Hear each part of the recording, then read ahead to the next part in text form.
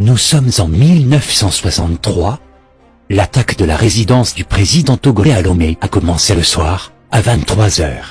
Sylvanus Olympio a été assassiné le lendemain matin, à 7h15, devant le portail de l'ambassade des États-Unis, d'où il venait d'être extrait. Sylvanus Olympio, né le 6 septembre 1902 et assassiné le 13 janvier 1963 à Lomé, est un homme politique togolais, premier président de la République togolaise d'avril 1960 au 13 janvier 1963. Dès les années 1940, Sylvanus Olympio apparaît comme le principal initiateur d'un courant autochtone soucieux de l'avenir du Togo qui va devenir indépendantiste. Le 8 décembre 1946, Sylvanus Olympio est élu député et président 5 ans durant de la première assemblée représentative du Togo, après que son parti, Comité pour l'unité togolaise, ait raflé la presque totalité des sièges. Pour contrer l'évolution indépendantiste du parti de Sylvanus, l'administration française fait muter Olympio à Paris par son employeur, fomente une scission et un concurrent au parti, traduit Olympio devant la justice, qui lui réclame 5 millions de francs d'amende et lui ôte ses droits civiques. Le 27 avril 1960, l'indépendance du Togo est proclamée. Grâce notamment au combat d'un homme, Sylvanus Olympio. Le 9 avril 1961, Sylvanus Olympio est élu premier président de la République du Togo. À Paris, le pouvoir gaulliste craint que l'autonomie politique d'Olympio, peu susceptible de sympathie socialiste mais attaché aux intérêts du Togo lui-même, ne le conduise à mettre en danger les intérêts économiques français. Sylvanus Olympio, avec une vision sociétale qui met les citoyens du Togo au centre de toutes les préoccupations et non les intérêts occidentaux. La rupture avec le franc CFA, franc des colonies françaises d'Afrique, et une autonomie de battre une monnaie. La construction d'infrastructures pour rendre viable l'économie togolaise, notamment un port autonome à Lomé. La révision des contrats miniers, notamment celui sur le phosphate, que la France exploitait gratuitement depuis de longues années déjà. L'absence de coopération militaire avec la France car le Togo entendait construire une armée faite uniquement de gendarmerie et de police. Le développement accéléré des secteurs clés à savoir, l'agriculture pour nourrir les populations, la santé et l'éducation. La France voyait là de graves menaces.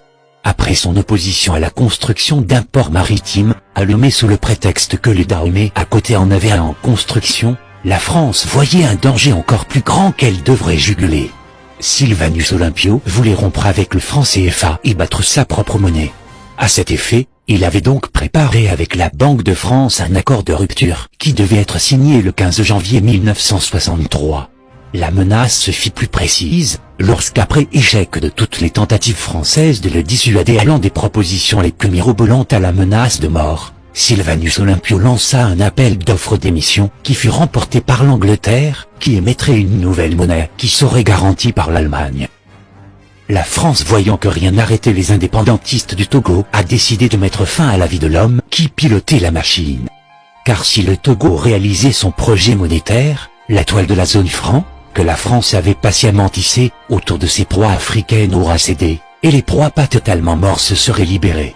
Et le plan de l'indépendance collaboration aura vécu.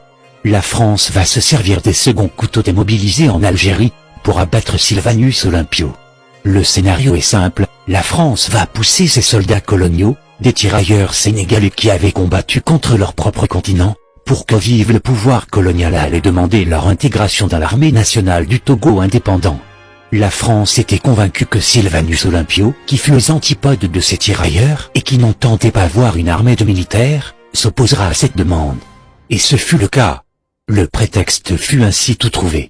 Sylvanus Olympio était immédiatement dépeint comme un tyran dont la haine est orientée contre les gens du Nord, notamment les Kabyles. La nuit du 12-13 janvier 1963, la France lâcha ses caniches derrière le président Olympio, qui trouva refuge au sein de la résidence de l'ambassadeur des États-Unis d'Amérique. Le matin du 13 janvier, à 7 h, M. Olympio fut abattu par un coup d'état mené par Étienne Eyadema.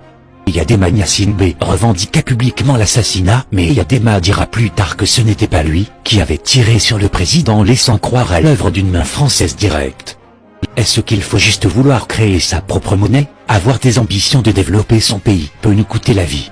Assez de questions qui restent toujours posées.